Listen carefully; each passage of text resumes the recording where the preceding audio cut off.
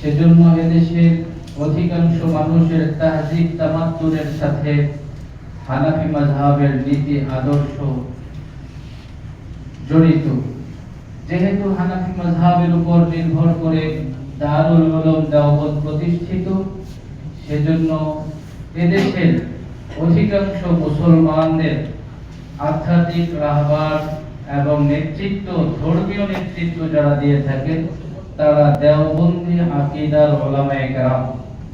দেওবন্দ মৌলিক কোনো জায়গা নয়, বরং দেওবন্দ হলো আমাদের হানাফি মাযহাবকে আহলুস সুন্নাহ ওয়াল জামাতের আলোকে গোটা দুনিয়ায় রাসূলুল্লাহ সাল্লাল্লাহু আলাইহি ওয়াসাল্লামের দাওয়াত কেমন ছিল, রাসূলুল্লাহ সাল্লাল্লাহু আলাইহি ওয়াসাল্লামের জিহাদ কেমন ছিল, রাসূলুল্লাহ সাল্লাল্লাহু আলাইহি ওয়াসাল্লামের সমাজ বিনির্মাণের ব্যবস্থা কেমন ছিল, রাসূল সাল্লাল্লাহু আলাইহি ওয়াসাল্লামের আমলগুলো কেমন ছিল, এই সমুদয় সবকিছুকে বাস্তব প্র্যাকটিক্যালি গোটা দুনিয়ার সামনে এই 1400 বছর পরে যে প্রতিষ্ঠান সারা দুনিয়াকে প্র্যাকটিক্যালি দেখিয়েছে সেটা হলো দারুল উলুম দেওবন্দ। এজন্য এই বাংলাদেশের অধিকাংশ মানুষ দেওবন্দি আকীদার উলামায়ে কেরামদের তত্ত্বাবধানে পরিচালিত হয়ে আসছে শতাব্দী কাল ধরে। কিন্তু সাম্প্রতিককালে আমরা লক্ষ্য করছি যে আমরা আমাদের কিতাবাদিতে যে সমস্ত বাতিলের পরিচয় সম্পর্কে জানি, যাদের কথা আমরা পড়ি, যাদেরকে আমরা মুখস্থ করি, যেমন আমরা তাকমিলে বুখারী শরীফে পুরো কিতাবুল ঈমানের মধ্যে যে ফেরাকে বাতিলার আলোচনা করে থাকি, মুরজিয়া, জাহমিয়া, কারামিয়া, মুতাজিলা, খারিজি, আজকের দিনে এই নামে কোনো বাতিল নেই। সুতরাং আজকের দিনের বাতিলকে চিনতে হলে তাদের আকীদাগুলো কি ছিল, তাদের কর্মকাণ্ড কি ছিল, তাদের কর্ম পলিসি কি ছিল, এটা আমাদেরকে চিন্তা করতে হবে। সেই কর্মকাণ্ড, সেই কর্ম পলিসি, তাদের কর্মকৌশল যাদের ভিতরে পাওয়া যায় তাদেরকে বাতিল, ফেরাতে বাতিলের অন্তর্ভুক্ত করতে হবে। এবং এই ফেরাতে বাতিলের ভেতরে এমন এক দল পাওয়া যাবে যাদের মধ্যে মুশরিকের আকীদা পাওয়া যায়, শিরক পাওয়া যায়। এমন এক দল পাওয়া যাবে যাদের মধ্যে কুফর পাওয়া যায়। এমন এক দল পাওয়া যাবে যাদের মধ্যে নিফাক পাওয়া যায়। এমন এক দল পাওয়া যাবে যাদের মধ্যে জিন্দিক অবস্থা পাওয়া যায়। আজকের বাতিল কোনো একটা নির্দিষ্ট নদীর মোহনায় চলে না, বরং সকল নদীর মোহনা একত্র হয়ে যেরকম একত্রিত হয়ে যায়, আজকের বাতিলগুলো এরকম বিভিন্ন বাতিল আকীদা একত্র করে নতুন আরেকটা বাতিল সম্প্রদায় গড়ে তোলার মতো একটা পরিস্থিতি তৈরি করেছে। সেজন্য আগের যুগের কোনো একটা একক বাতিলকে আজকের দিনে চিহ্নিত করা কঠিন, কিন্তু আগের দিনের সকল বাতিলের কর্মকাণ্ডের কোনো না কোনো আচরণ নব্য বাতিলদের ভিতরে আপনি পাবেন। নব্য বাতিলদের ভিতরে যেরকম ভাবে আপনি মুরজিয়াদের কর্মকাণ্ড পাবেন, একইভাবে কারামিয়াদেরটা পাবেন, একইভাবে জাহমিয়াদেরটা পাবেন, একইভাবে মুতাজিলাদেরটা পাবেন, একইভাবে খারিজিদেরটা পাবেন। এক কথায় বলতে গেলে বর্তমান সময়ের সবচেয়ে বড় বাতিল মতবাদ যেটা, যে বাতিল মতবাদ এখন আমাদের দেশের বুজুর্গ উলামায়ে কেরামের মাথা ব্যথার কারণ হয়ে দাঁড়িয়েছে, সেই বাতিল জনগোষ্ঠীর ভিতরে তাদের প্রতিষ্ঠিত যে নীতি আদর্শ, সেই নীতি আদর্শের ভিতরে আল্লাহর কসম খেয়ে বলতে পারি, আল্লাহর পয়গম্বরের বলে যাওয়া সেই 72 ফেরকার প্রত্যেক ফেরকার কোনো না কোনো বাতিল আচরণ এদের ভিতরে রয়েছে। যাদেরকে এক কথায় বলতে গেলে মওদুদি মতবাদ বলতে হয়,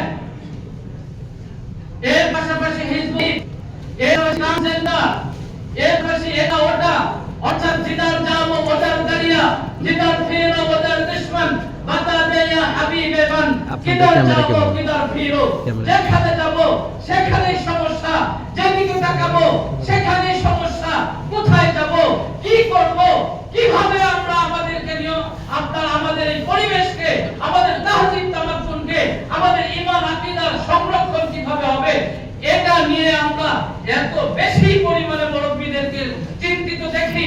অথচ দেখুন আমাদের মুরব্বিরা যখন আমাদের আকীদার সংরক্ষণের জন্য, আমাদের ঈমানের তাহাফুজের জন্য, আমাদের মাযহাবে হানাফির প্রতিষ্ঠিত মতামতগুলোকে সুদৃঢ় সুদৃঢ় করার জন্য তারা যখন উদ্যোগ গ্রহণ করলেন, তখন আমাদের লেবাসে, আমাদের পোশাকে, আমাদের মতো এরকম সুন্নাহের পোশাক পরিহিত মানুষগুলো তাদেরকে মেধা ভ্রষ্ট, তাদের মেধা কমে গিয়েছে, তারা এখন তোতা পাখির মতো অন্যের বলে আওড়াচ্ছেন ইত্যাদি বহু ধরনের ভাষায় তাদেরকে ব্যঙ্গ করেছে। এমনকি যাদের কাছে যাওয়ার কারণে মুরব্বিদেরকে আজকে এই অবস্থায় তাদেরকে বলা হচ্ছে, সেই লোকগুলো এই মুরব্বিদেরকে এক সময় দাজ্জালের সহযোগী পর্যন্ত বলেছে। কোন প্রতিবাদ আমরা কিন্তু পাইনি। আমাদের নিজেদের মধ্যে যদি দ্বিধা বিভক্তি থাকে, আমাদের নিজেদের মধ্যে যদি ঐক্য সুদৃঢ় না হয়, আমরা যদি আমাদের মুরব্বিদেরকে ট্যাগিং করি, আমাদের মুরব্বিরা আকীদা প্রশ্নে অনড় থাকলে, ঈমানের প্রশ্নে অনড় থাকলে, আমরা যদি আমাদের মুরব্বিদের ত্রুটি চেপে ধরতে চাই, তাহলে কোনদিন ঈমান আকীদার সংরক্ষণের জমিনে সম্ভব হবে না। ঈমান আকীদার সংরক্ষণ তখন সম্ভব হবে যখন আমরা ঐক্যবদ্ধ থাকব। আমাদের মুরব্বিদের আজকের দিনে আমি বলতে চাই, আমি হেফাজত আল্লামা শাহ মুহিবুল্লাহ বাবুনগরী দাওয়া বারকাতুল আলিয়ার যে অবস্থান, তার অবস্থান থেকে একটু পরিমাণ পরিবর্তন হয় নাই, বরং আজকে আমরা বুঝতে পারছি, আজকে আমরা সচক্ষে দেখতে পারছি আমির হেফাজতের অবস্থানই সঠিক ছিল, বর্তমানেও সঠিক আছে।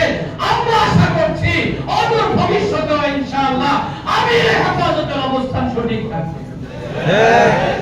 আমরা দেখেছি আমাদের দেশের খতিব আযম মুনাজির জামান আল্লামা নুরুল ইসলাম আলিপুরি দাওয়াত বারকাতুল আলিয়া যখন আওয়াজ উঠাচ্ছেন, তখন এর এগেইনস্টে আবার প্রোগ্রাম দেওয়া হচ্ছে। বিভিন্ন নামে ব্যক্তিকে প্রতিষ্ঠিত করার জন্য, ধরে রাখার জন্য বিভিন্ন সিম্পোজিয়াম করা হচ্ছে, বিভিন্ন অনুষ্ঠান করা হচ্ছে, বিভিন্ন জায়গায় বক্তব্যের মাধ্যমে উঠানোর চেষ্টা করা হচ্ছে। আমরা বলতে চাই, ভাই দেখেন, একটা কথা খুব ভালো করে বুঝবেন, আল্লাহ রাব্বুল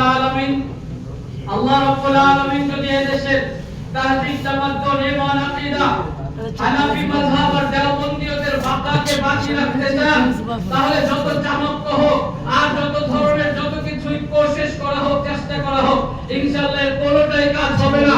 আল্লাহ হককে বিজয়ী করবেন, বাতিলকে ধ্বংস করবেন। বাতিলের রাস্তা করে যারা নিক্ষিপ্ত হয়েছে, তারা বাতিলের সংক্রমণে সংক্রমিত হয়ে শেষ হয়ে যাবে, কিন্তু হক আছে, হক ছিল, হক থাকবে ইনশাআল্লাহ।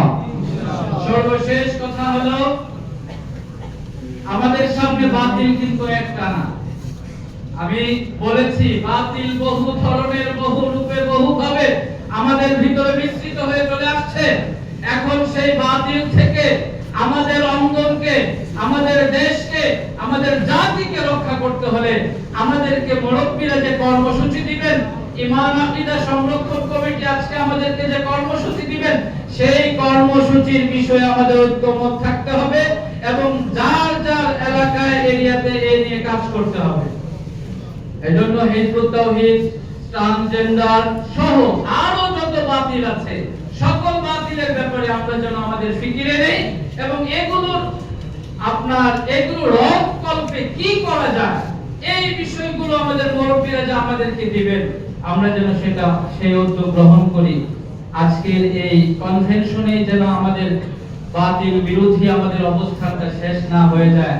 আজকের এই কনভেনশনে আমাদের যেন আপনার কি বলে যে ঈমান আকীদা সংরক্ষণের ব্যাপারটা সীমিত না হয়ে যায়, বরং এখান থেকে যেন স্ফুলিঙ্গ ওঠে, যে স্ফুলিঙ্গ এদেশের ঈমান আকীদার হেফাজত করবে, সূর্যের মতো জ্বলে উঠবে।